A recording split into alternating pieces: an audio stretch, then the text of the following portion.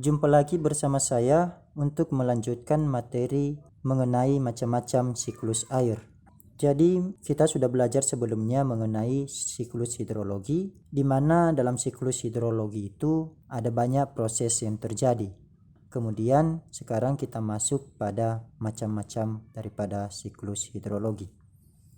Siklus hidrologi ini terbagi menjadi 3 macam, yaitu siklus pendek, kemudian siklus sedang, dan yang terakhir siklus panjang. Sekarang kita masuk pada siklus pendek. Nah, siklus pendek ini dimulai dari adanya evaporasi. Tentu Anda sudah mengetahui sebelumnya bahwa evaporasi itu merupakan proses penguapan air oleh panas matahari yang mengubah wujud air menjadi gas. Pada evaporasi ini nanti akan naik ke atmosfer yang kemudian menggumpal menjadi awan. Kemudian pada proses selanjutnya terjadi yang namanya kondensasi. Nah, proses terjadinya kondensasi ini di laut juga. Kemudian pada proses selanjutnya yaitu terjadinya presipitasi. Nah, proses terjadinya presipitasi ini juga terjadi di laut. Nah, sehingga siklus pendek ini merupakan siklus di mana evaporasi, kondensasi, dan presipitasinya terjadi dalam satu wilayah saja dia, yaitu laut. Kemudian yang kedua, kita masuk pada siklus sedang. Nah, siklus sedang ini dimulai daripada terjadinya evaporasi di laut, kemudian di danau atau di badan-badan air, kemudian terjadinya transpirasi. Setelah terjadi yang namanya evaporasi, transpirasi, dan evapotranspirasi ini, menggumpallah awan di atmosfer. Setelah penggumpalan itu, awan yang tadinya ada di atmosfer tepat di atas lautan itu akan terbawa oleh angin ke daratan melalui proses adveksi. Kemudian di daratan inilah terjadi yang namanya kondensasi, yang kemudian nanti akan turun menjadi hujan.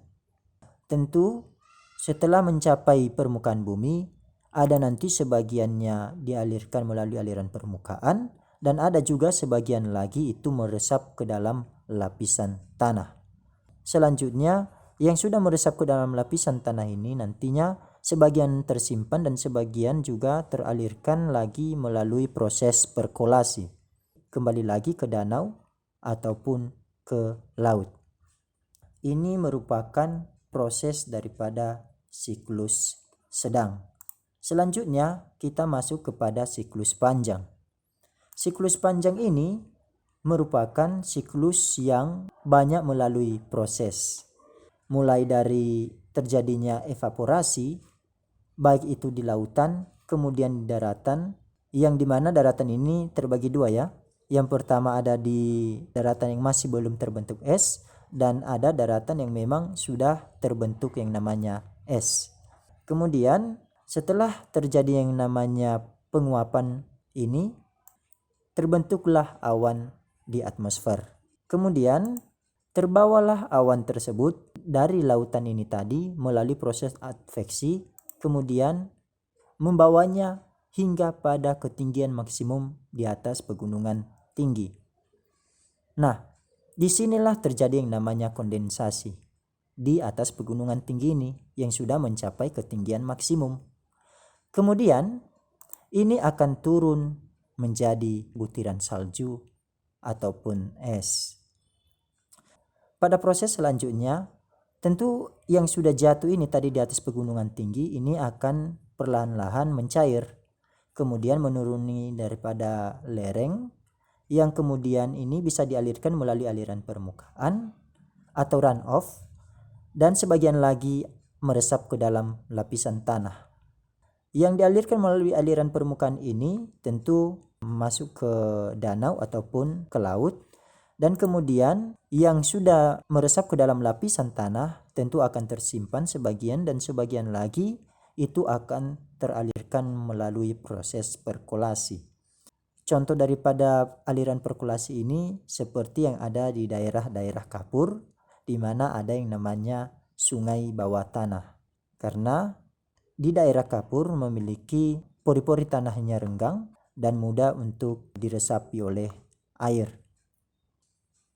Baik, demikian saja macam-macam siklus hidrologi. Semoga video ini membantu proses belajar Anda secara mandiri di rumah. Dan saya ucapkan terima kasih. Salam literasi.